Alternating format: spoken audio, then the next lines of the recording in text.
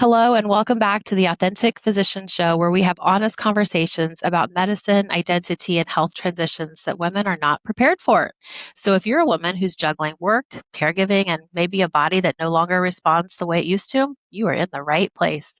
Today's conversation is not about perfection, it's about truth. And today I have with me Dr. Parr, who I'm delighted to meet. We were introduced through some colleagues in a mutual Facebook group, actually. And we get to meet for the first time today. So thank you, Dr. Parr, for coming on the show. I'm glad you're here. Thanks for having me. I'm excited to talk and get to know you more. Likewise, I think it's always interesting when professionals meet because we don't always know where the other person came from or where they're going, right? And so let's do a really high level overview for our listeners. You're a medical doctor by training, a doctor of osteopathy to be specific, right? So give us maybe 100,000 foot view, whatever you think appropriate about your credentials. And then we're going to get into some more fun questions. Okay. Yeah. So I took a little bit of a non-traditional path of medicine. First I studied nutrition in undergrad, and I was diagnosed with type 1 diabetes as a teenager. So I had a lot of questions about health and nutrition, and not just how to treat the disease, but how to actually feel good in my body from a young age. So I then went to DO school in Mississippi, close to where my parents were, or my grandparents were, in New Orleans. And what a place to learn medicine. After that, I thought I wanted to do family medicine, and kind of wasn't sure if I wanted to go the endocrinology route, but I wanted to be able to treat children and adults. So I did family medicine, moved to Texas, and got 1 year in and decided it wasn't the right fit. I didn't want to do primary care long term. I could see myself burning out pretty quickly. I was wanting to take care of my own health, still living with the type 1 diabetes, and just really wanting to be a place where I could help other people learn about the health piece, not just the lack of disease. And so I left after getting my Texas license and did further training as a diabetes educator and got certified through the Institute of Functional Medicine. And now I work at a direct primary care practice where I help people with lifestyle medicine, with their chronic disease. And I also help people with diabetes. Oh, I love it. That is beautiful. And for our listeners, type 1 diabetes is not something that you did. It's something that just was part of who you are. That is very different than a lot of the diabetes most of our listeners may be familiar with. And so what I love about what you're saying is you're showing up in a way that you can help other people heal and you can feel good in your body. That's a really great way to feel. And most women, I don't think, feel good in their bodies. So what I'd love to know, I thought I was going to go a different way, but after listening to what you just said, we're going to go down this pathway instead. Functional medicine doesn't necessarily always get married very well to Western medicine. And you're someone who has to do some Western medicine, right? You have to have insulin. It's not an option. And yet you're working with a whole population that's potentially not necessarily in love with Western medicine. That just seems like a natural tension to me. Tell us more about how that shows up for you and what you want to say on that. Yeah, I'm glad you brought that up because it is. I mean, we kind of feel like there are two groups. There's this integrative, kind of more holistic group of people and practitioners. And then there's the very kind of Western medicine, tried and true hospital type medicine. And how do you combine both? But Yeah. where I really got to that wasn't because I was in one camp or the other. It was just in this natural questioning of how do I feel good in my body? And as a patient, I would go to my endocrinology office and ask, how can I eat in a way that reduces my risk of heart disease? Since I'm already at an increased risk with type 1 diabetes, how can I feel better? How can I move and not have low blood sugars? What can I do? Right. And I couldn't find those answers. Yeah. And I just kept asking. And it wasn't until I studied nutrition at A&M where we took a class, we learned how to read published literature. And I kind of opened up PubMed and it was like all the answers were there and they had been studied. And it was just a lack of communication, between the two. And so I am a huge fan of both. I mean, I take prescription medication every day.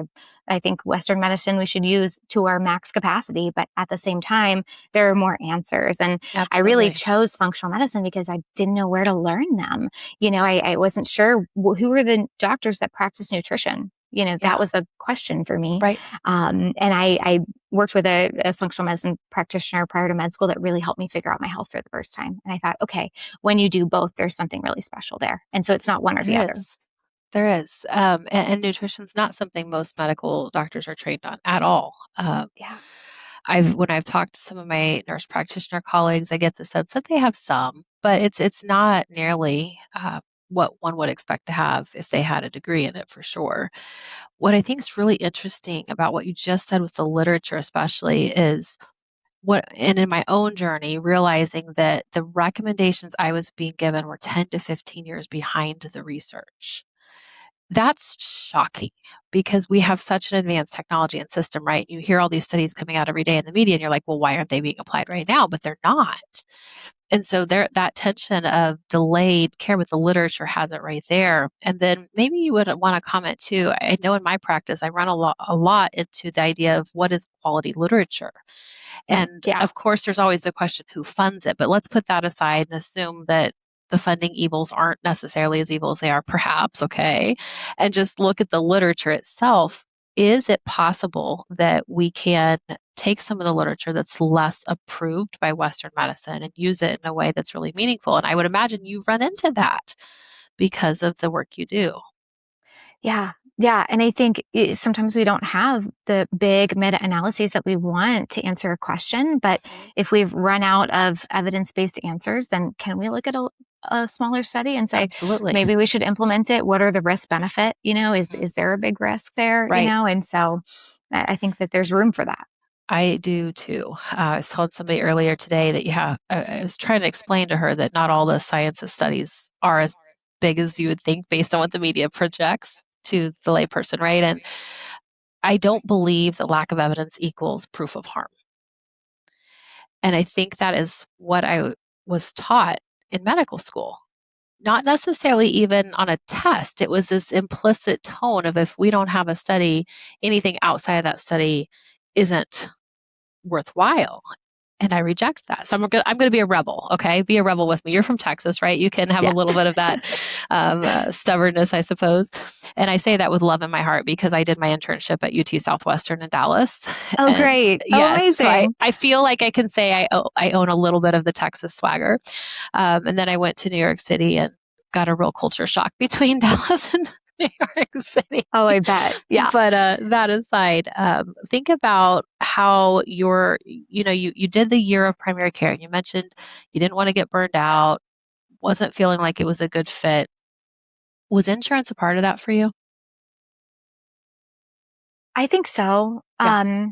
I think more though for me, it was the time with patients because we were working in a classic kind of hospital based primary care clinic and seeing patients and training to go faster and faster, and I think it Yeah. was up to kind of like 12 in a shift. Uh-huh. And I had a patient that came in and she had type 2 diabetes, and she had inherited her from another resident, but she had done a 2-week grapefruit diet trying to cure her diabetes that she heard about on YouTube. Oh And it was no. just her A1C went up. She was okay. I mean, she didn't end up at the hospital, but it was just, one of those where Wow. I thought she was that sounds really hard. She was so motivated to Right. help, right? Right. She was like me as with type 1 diabetes as a teenager. Mhm. What can I do to feel better? How can, Right. I'll do anything. And she tried Yes. this and it hurt her. And I thought, Yes. where our patients are going to find information on how to take care of their health. We don't have time in a 12-minute appointment to Right. teach them that. It's the people on Correct. YouTube that are teaching them that. And if there aren't Correct. people who are, educated and can kind of filter this out and have some Right. experience teaching about it online, then Right. this is gonna keep happening, and it was Absolutely. hard to find a space in that traditional clinic model to teach the things that I wanted Right. to know as a patient, basically. No, I completely agree. And for our listeners, we've said this maybe before, but the average visit's only 15 minutes. And we literally come into the exam room with a checklist from the insurance company, the hospital system, the employer that we have to get through in that 15 minutes, plus everything you went through on your checklist. It's not possible. No one's going to Right. leave happy. And so I was curious about that. We've debated in our practice when is the right time to finally go more the direct primary care route you're talking about and just not be in insurance versus still taking it. And I think that as more and more people cannot pay the insurance premiums and they cannot afford the price of medications, they're going to start looking at how can I use my money, my time, my energy differently? And how can I change my diet? How can I change the things I can control to keep my costs down as appropriate, right? Hmm. I'm very happy to see more and more people doing that. And it's so cool to see people with, to your example, type 2 diabetes who reverse their diseases, who get off the medications. And it is possible. Right. Same with cholesterol and blood pressure and all these things. They don't have to be long-term sentences. And I don't remember hearing those discussions in medical school and residency of let's get people off of these, let's reverse this. Nor do I remember them telling us how to help people make lifestyle changes. Now, you have nutrition training, but most doctors don't. Do you Yeah. remember hearing a lot of that kind of education? No, in residency, we had one attending that taught us motivational interviewing. Okay. And that's really all I remember. But I was so attuned to that kind of going through school after getting my degree in nutrition. I was so interested, anytime we'd learn about nutrition. And I remember kind of getting to end of it was our biochemistry professor that taught nutrition at our med school. Yeah. And it was maybe, like 2 PowerPoints. And I just remember, that's it? Like, That's oh, it. no wonder Yeah. no one could answer my questions. Correct. It just made sense at that time. Right. So if you feel like your doctor doesn't know what you're talking about when you talk to them about all the different nutrition and diet plans, they really don't know what you're talking about. So Right. give them a little grace. That's not something that they've been taught. But I think most physicians aren't malignant and most are willing to say, I maybe can't address all this today, but show me it. I'll think about it and we can talk later. I think people genuinely do go into the healing professions to help people. So have those conversations, but recognize you're starting at ground zero a lot of times. And many of the things we've been taught, I think, are wrong. For example, I don't think you should eat a balanced diet if you're not starting in a balanced metabolic space. I think you should probably fix the problems first and then go to the balanced diet. Right. But that's not the message that we've been trained to amplify as physicians anyway. So all right, that was way more technical than I meant to get into right away. So let's jump backwards a little bit. I would love for you to tell us, outside of all your beautiful credentials, who are you without their credentials? Tell us who Hannah Parr is. Oh, I feel like I'm just a girl trying to figure it out these days. Me too. Yes. Yes. I just got married in the fall. And so Congrats. I feel like I'm in this transition of kind of life. And I live in Austin, Texas, and we're kind of inner city for the first time. And so that's different for me. But I think without the credentials, I'm really, it's so interesting. I think when you can know a lot about medicine, but when you take that away, I still have questions about my own health all the time. I'm still trying to figure out, okay, when am I going to do my workouts, or how many do I even want to do a week? What's best for this chapter of life? And so I'm constantly learning about that. And then I think trying to make friends. I'm kind of in this chapter of just got married. We don't have kids yet. We live inner city. Like, who do I make friends with? I do a lot of telemedicine, so I'm mostly remote. And so that's been interesting. So I think that's kind of where I am, is just kind of in that in-between space is what it feels like, at least. We all live in some degree of in-between. I think that's a really good place to capture. I hadn't thought of that word before, but I like that. I'm going to steal that from you if that's okay. Oh, yeah. I live in the in-between. When you think about your patients, it's interesting that you do telehealth, particularly because 5 years ago, right before COVID, telehealth was there, but it wasn't nearly to the degree of what we have today. So what are some of the things that you really don't like about telehealth? I miss being around people in person. I miss walking into a clinic and saying good morning to people. I think that from a patient perspective, that interaction, my patients love it. They will be in their car on their lunch break. They didn't have to take any time off work. They'll meet me. A lot of it'll be mom's in the bedroom or the closet, just trying to find a quiet space and talk things out. Or I talked to another mom the other day on a golf cart, just need to talk about her hormones. It was just, it's like, it works in life. And as somebody, I think, who grew up with chronic disease, when you have to go to the doctor often, it makes you feel like a sick person. But if you can fit your clinic appointments into your life, it feels better. And so I think for me, it's more, I miss the camaraderie of in-person clinic more than I miss seeing patients in person. Got it. So it wasn't that you didn't want to see them in person. It was just the connections you had behind the scenes that you miss the most. And when it comes, I like how you're putting that too. And I've tried to, the reason I asked this is I had a lady today and she's like, I really want to have my visit in person. With Loden, she was talking to the receptionist, and I was like, "Why do people want to come in? I don't understand." And I don't mean that flippantly, but it's like if you just need to talk about lab results, or you just need to go over medication, why do you want to come in? I personally wouldn't. I don't when I'm in the patient hat. And so it's interesting to me that some patients really hang on to that and there is something for them there and a connection and that others don't. And then watching that tension through the physicians or the nurses who are doing the visits, like I have one of our nurse practitioners, she's like, I really just need to see somebody in person today. I'm like, cool, that she needs that, but I don't need that. Like being able, what I love about telemedicine is we can tailor it to our needs as patients and physicians or nurses Mhm. and so forth. Uh, I tell people all the time, listen, if you've got an ear problem, you got to come in the office. I got to look at your Right. ear. Like, let's be reasonable here. If you got a bone hanging out of your body, go to the ER. Don't wait to see me first, right? But most people are smart enough to figure the what out, and they know. And I think telemedicine has become a really fascinating aspect. Uh, what I don't know that I love is that somehow insurance companies think it takes less work to do a televisit. And so they're starting to have either patients pay more for it or go to vendors that provide telemedicine that aren't their doctor or just not pay well at all, right? And I think that was maybe my first and third, but go with me. I'm having a perimenopause moment. Okay. Anyway, the point being, I don't think insurance should get to choose that. I think it should be the people providing the care, the people receiving the care that choose it. But I'm curious, is that just me? Because I didn't expect to No. go to telemedicine here today either, so that's where we're going. I'm with you. I mean, I sometimes I wonder, how did insurance get to choose so much, right? I Right. feel like they can choose what type of diabetes medication we prescribe and, Yes. all kinds of things. But yeah, no, I think I'm with you. It's the same conversation. It doesn't matter if it's in person, And and I think, I don't know, how we got to a place where they get to make that call. I one of the I don't know what it's called, apps, communities, Doximity is something you and I will be familiar with our listeners. It's a platform that docs get on that's kind of like Facebook for docs, I guess. But I see these really, I'm going to call them nicely curmudgeon comments in the some of the chats about like, well, doctors gave their power. Like, are you kidding me? Like, when did you think that we were in power? Because we're not in power today.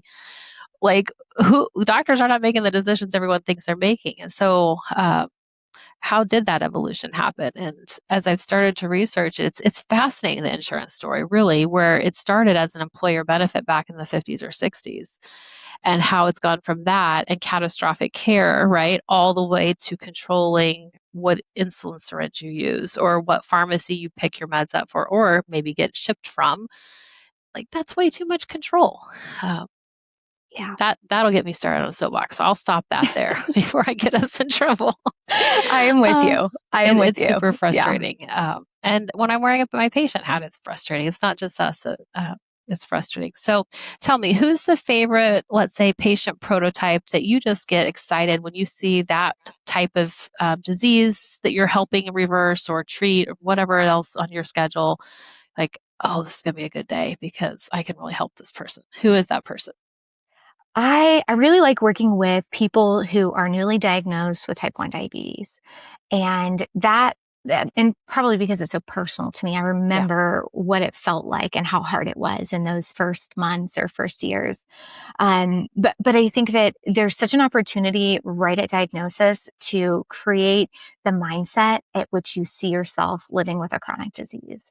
And that's the part I love, is if you can tell someone right from the beginning that type 1 diabetes is not their fault, that they didn't do anything wrong to create it, that they can live a happy, healthy life, that they don't need to worry about complications if they learn how to take care of themselves and right, apply it, right. that they're able to do what they want to do. It's not going to control their career, or they're still going to be able to make friends. If you can set the stage for what chronic disease can look like for them in their life, then they go out into the world with so many less worries. And it just becomes about then managing, the blood sugar as opposed to Yes. trying to figure out your identity with Oh, diabetes.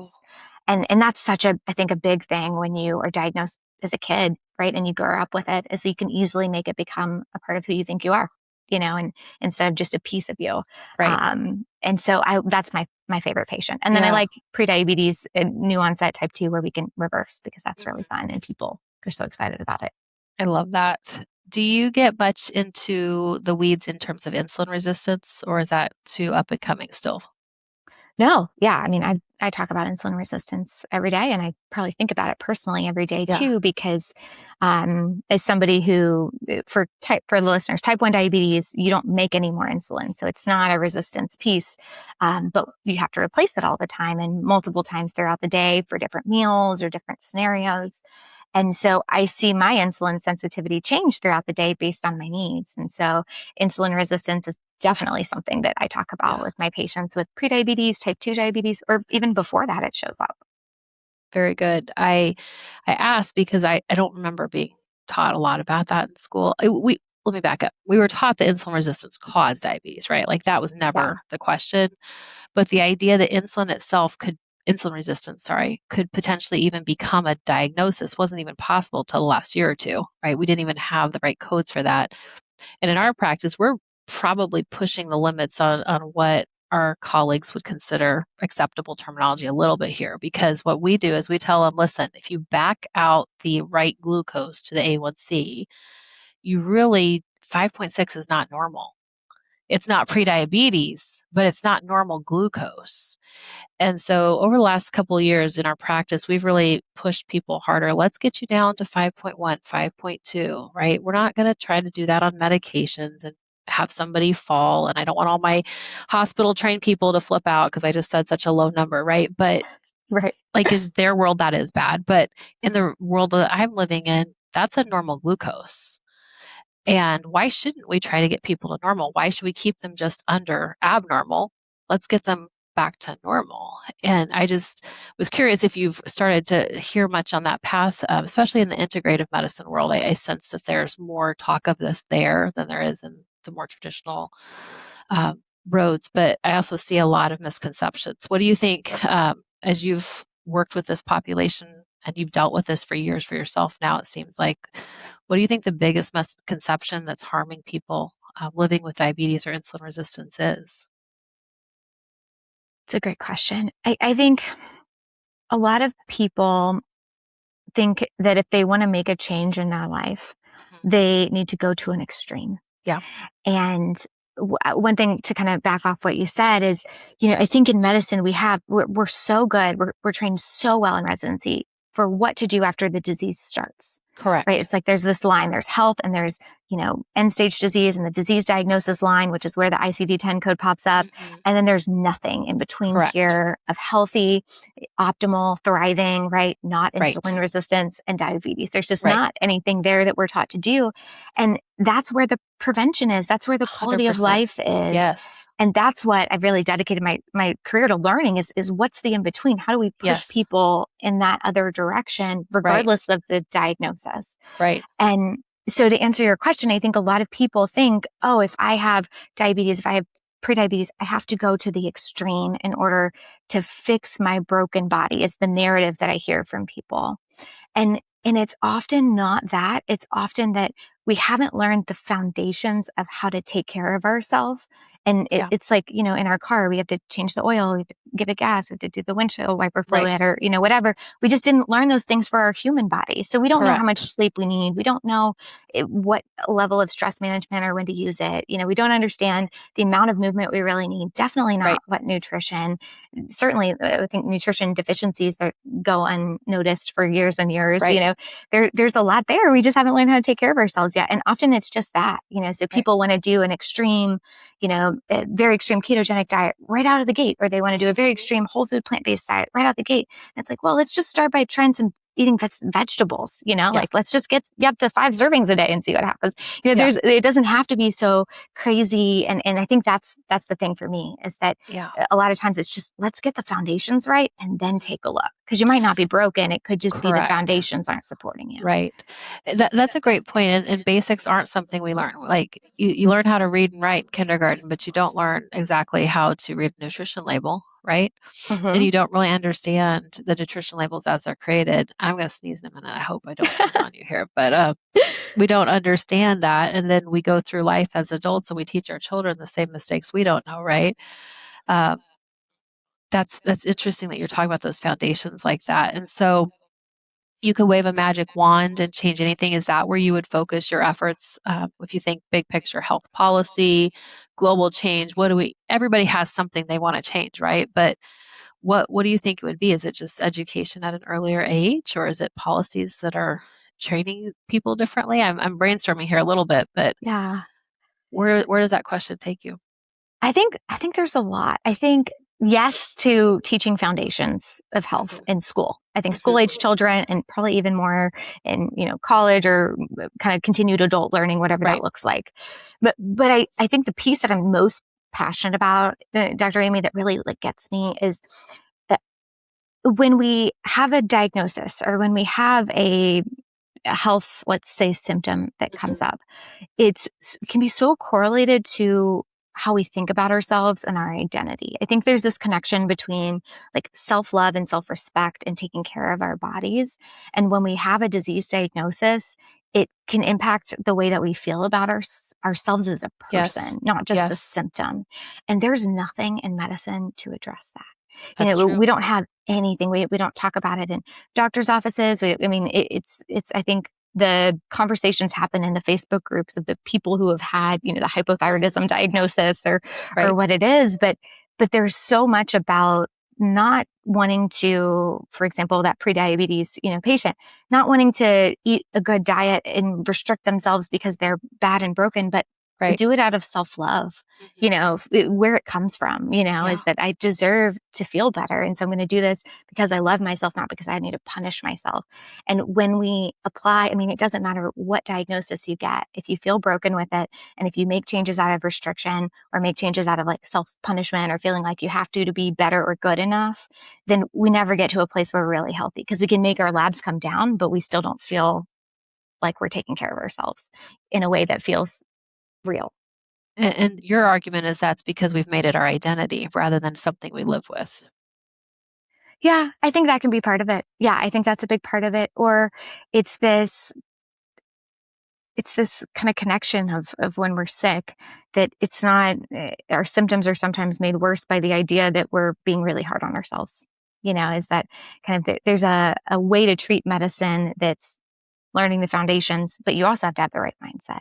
And we're Yeah. not teaching that. And so it would be, could we teach people that piece, Hmm. how to make these changes, how to take care of their health out of love for Yes. themselves, and Mhm. their families. That's an interesting point. It kind of goes to that motivational interviewing you were talking about earlier, where, what is your why? And Mm-hmm. getting to that. And I've, I've had so many people come to me and say they want to lose weight for their daughter's wedding or the big trip they're coming on. But I rarely hear someone come and say, I want to be better for me. I Mm-hmm. want to have a better outcome because the results I'm getting are not the results I want. And you're right. I think mindset does go into it a lot. As a culture, I don't think we probably do justice to how we think about circumstances and anything, let alone our identity in a thoughtful way because we're just rushed. Yeah. It's not part of what we've always done. And so as we've become little widgets marking along in history, right, we haven't changed the narrative, and that's the opportunity we get to have now. And I think you make a really interesting point when it comes to identity specifically, because I'm thinking as you're talking, how many women do I come in and they'll say, I'm diabetic or I'm pre-diabetic and I have to. This is my story. That's what my mom had, or I'm a walking heart attack, or I'm a ticking time bomb. Like people Mm-hmm. say these Mm-hmm. things to us, right? And I'm like, whoa, well, why do you think that? And well, this is just my story. This is my genetics. Okay. But 90% of this is not your genetics. It's your mindset. It's, what you do with your environment and your lifestyle choices. And yes, you may need medicines. Yes, God forbid, you may have to have surgeries and it's not fun. But at the same time, you get to have a big say in this. So I really do want to honor what you're saying there. Do you think that in the people you've worked with, and I guess I'm thinking more patients than clinical team, do you get the sense that that is well received? That the message that mindset has to be a part of your treatment plan is even they're open to it? Because I'm not even sure it'd be in my radar, right? Like if my doctor said you need to change your mindset, I might fall out of my chair. Yeah. It's hard. I think it's in the questions that they ask and the way that they tell you how they're feeling. Now, I think that yes, and not everybody's open to it, right? Not everybody is interested in that conversation. There's certainly, That's I true. think, kind of a That's patient true. demographic I can think that isn't. But I've worked with a lot of women who come to me to lose weight and reverse labs, and they'll say things like, I've lost the weight. I feel better, but I don't see myself any differently. When I look in the mirror, I still see that person I used to be, Right. and I don't know if you've heard that. I think I hear that often. And it's that, well, we need to change the way you think about yourself, you know, is that kind of, and that takes time, It is does. you can change one without the other, but they don't always come together. And how do we do that? How do we think of ourselves as someone who likes to take care of our body because we deserve to be taken care of, how do Right. we change that? And it usually comes up when I ask open-ended questions, and in our clinic model, we have time to do that, and actually Right. hear the answers, and then just ask gentle questions, it's that kind of, what part of that is Yeah. hard for you, and then kind of respond there. But it's definitely not something I push on people because I've learned that doesn't work. Yeah, I Yeah. think it would be something. That's why I was asking, because I think that if you went in, I say you broadly, but I think if I were to go into an exam room and just say, hey, we're going to talk about mindset today and we're going to get you over this high blood pressure, right? I think they'd look at me like I had three heads. Oh, So, totally. Yeah. No, I don't think it works that way. Yeah. no, but I do, to your point, I agree with you. People who are already open to that idea tend to say things differently. But for our listeners, what could they say if they want to have a conversation about mindset and even see if their doctor is aware of this and how it could play in? Is there a certain way that you'd recommend they open the conversation or bring it up?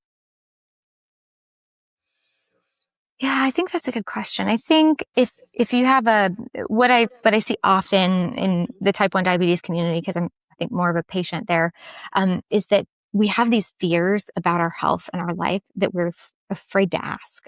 Sometimes we're afraid to ask ourselves, Mhm. but sometimes we stay paralyzed and not wanting to do things for our health Mhm. because there's a fear that we're running from, or it's got us kind of fight, flight, freeze, right? Yes. And so if you can figure out what that fear is, and maybe it's your mom had high blood pressure and your grandma had high blood pressure and you think it's destined for you, and Yeah. you're so worried that the same thing is going to happen to you, and you can figure out what that fear is and ask your physician what are the chances of this happening, what are the things you could do to prevent it. Sometimes we Mhm. make assumptions about our health trajectory that's worse Right. than it is. Sometimes Yes. we make assumptions that are better too, Right. but there's a fear that you can identify with and ask for more data or information about that. It can help kind of shift your perception of what's holding you back. And that's probably a great place Yeah. to start because I feel like most physicians are prepared to answer that type of question.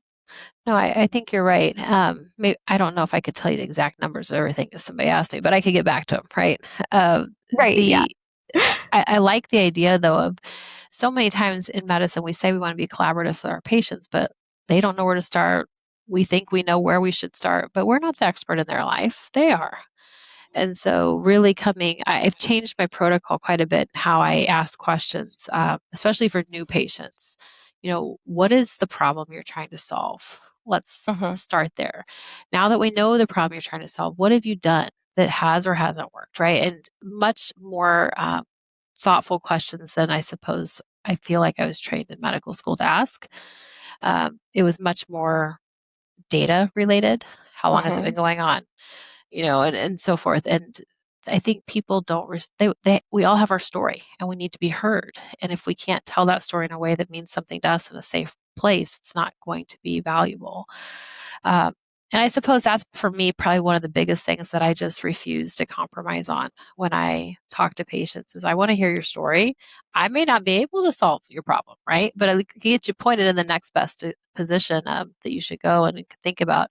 So when it comes to your care, and I am thinking when you're wearing your physician hat, maybe more than when you're wearing your patient hat, but are there certain beliefs about women's health that you just refuse to compromise on? Places you won't bend? Have you had enough time to figure that out yet? I don't know. Oh, yeah. And women's health specifically, I think that we often don't give enough light to how much we change during our cycle. And it definitely when we're hitting perimenopause, menopause, that is a whole nother chapter. But, Yes. but it starts before that, I think, is that we somewhat, or at least I expected myself to show up in a world where I was doing the same thing every day throughout the month, and Right. that was just like It's my not true. workout plan was the same throughout the Right. month. My Yes. sleep schedule was the same, my Yes. nutrition even. Right. And I didn't understand, and what I've learned now with my patients is that it really matters kind of where you are and what's going on, and how you treat yourself and kind of what you need to support yourself in those Yes. different phases of your cycle. Yes. And that to me was really eye-opening. And now I see my patients through that lens. If I have a Mhm. patient that's working on anxiety and she's in luteal phase, I know to ask now, do you always feel like that? Or is it usually the week before your period that it feels this bad? You know what I Mhm. mean? Or if we're getting close to perimenopause and maybe our periods are starting to stretch out and length, but we're not quite there yet where we've lost our menstruation. But we're already feeling a lot of the symptoms coming on. It's like, I know to say, hey, have you ever talked to somebody about your hormones before? Have we taken a look to see where you are on that transition? Maybe that would help Mhm. us with some answers here about the symptoms that you're having. Mhm. And so I think it's that. I think we have to ask questions about hormones. And if Yeah. we don't, we miss the picture often, Mhm. big time. That's very true. And I love that you're going here. I'm going to go here with you. At least my brain thinks I know where you're going, right?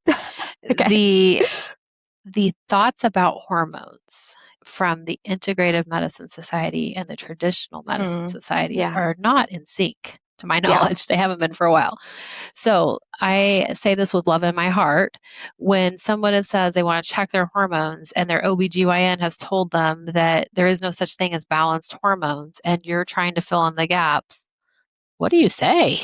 How do you deal with that? Because that's the conversation I get frequently is, well, we can test hormones. Should we test them is a different question. And is your OBGYN just not listening to you? No, probably not, because that's how they were trained, right? And trying to hit at least three silos of thought there. That's a deep conversation. It is, yeah. And for me, I think it matters. So if it's someone getting close to perimenopause, I say, let's look at the hormones. I mean, you could be lower in something than we realize, that we could help you with here. If it's a woman that's menstruating, and we've rolled out, higher testosterone and DHEA with PCOS, and we're, kind of just thinking like balanced hormones, how do we make Yeah. them feel better? I really work more on lifestyle medicine than testing for the majority of the time, Hmm. when I Yeah. start with people. And I think that works better, is kind of looking at, what are your symptoms? And then what do we have in medicine that says, if we make this lifestyle intervention, if we add this Yes. thing, it could help. And I think that's Hmm. a solid place to start because we have Yeah. decent data.